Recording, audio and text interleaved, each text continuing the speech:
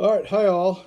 It's nice to talk to you. I am on the lovely island of Nantucket, and I am grading AP research papers.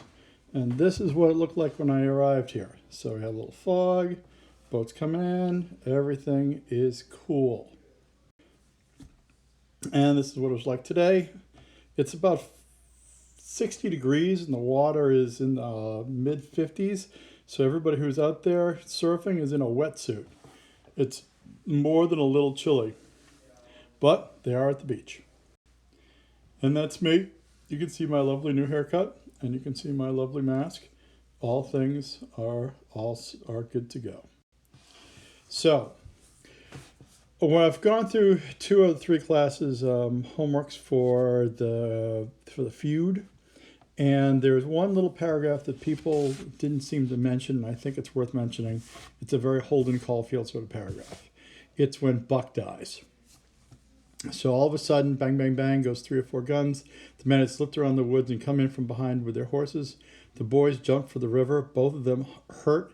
And as they swam down the current, the men run along the bank, shooting at them and singing out, "Kill them, kill them." It made me so sick I almost fell out of the tree. I ain't going to tell all that happened. It would make me sick again if I was to do that. I wish I had never come ashore to see such things. I ain't never going to get shut of them. Lots of times I dream about them. Now, because it's Huck, and we don't take him seriously all the time, he says this, and then he moves on, and then he's on the raft, and then he's with Jim, he's got cigars, he's got the whole thing going on. But basically, this kid, Buck, who he was hanging out with, just got shot. He's shot, and he's dead, and he's in the river going down along with the other boy. He's also shot, and he's dead, and he's in the river. So like I said, there are no happy endings in this book. Things happen brutally. And it's worth pointing out that the Holden Caulfield, I'm not going to tell you what happened. It's too sick to tell you what happened. So I think this is an important point for Huck. Huck, he's dumb, and it takes him a lot to learn. But considering that a chapter before this, he was like, "Oh, this is awesome. This is great. I've got my own personal slave. I can run around and shoot things. I'm just into this. This is so good." So he's just having a great old time. And now, of course, he isn't. And he's shocked, and he's appalled, and he's upset. And that's what happens there. When Twain had the illustrator illustrate this part, he didn't want to get him into too much.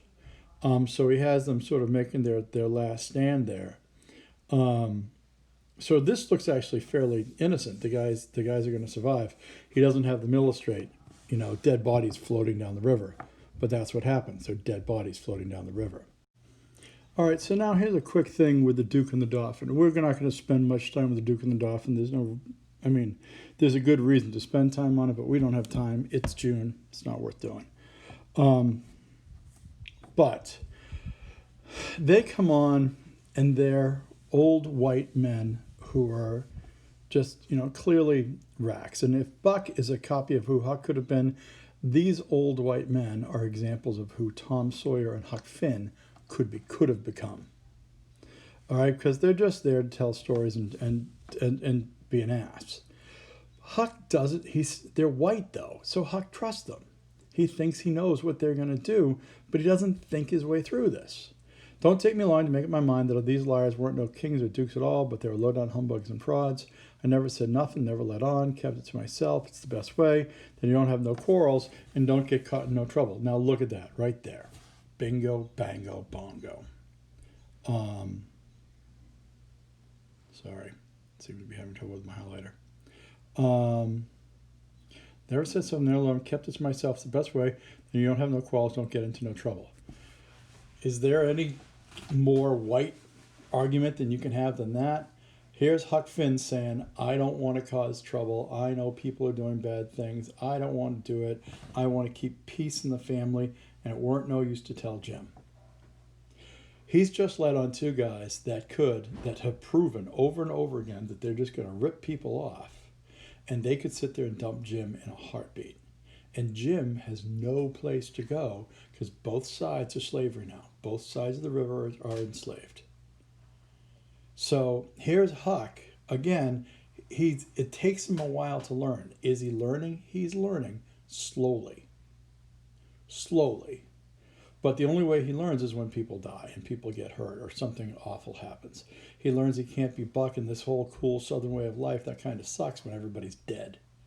And the same thing is going on here. He lets these old white men on because he thinks they're just going to be funny and we'll be fine with it, no big deal. Because he doesn't think about the fact that he has Jim there. And these old white men can sell Jim and have a great time. And as it turns out, they do. But we don't read that chapter. So either way, so that's the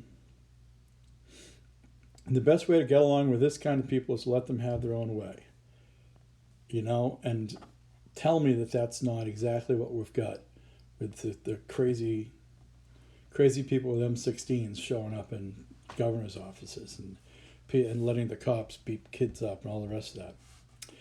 So here is our dear classroom. I think I showed this to you in the last video. Looks relatively clean. It's great to see the floor. Shame we didn't get to use it. I think if there's one thing out of this year that I hope people have in them is the need to speak up and the need to act out and the need to stand up for what you believe in. And Huck doesn't right there, and it causes him trouble. But right now we've got all sorts of marches and all sorts of stuff about police brutality, and it's coming for everybody. So we all need to be aware of where we stand and what we want to say. All right, have a good night. Talk to you later. Bye.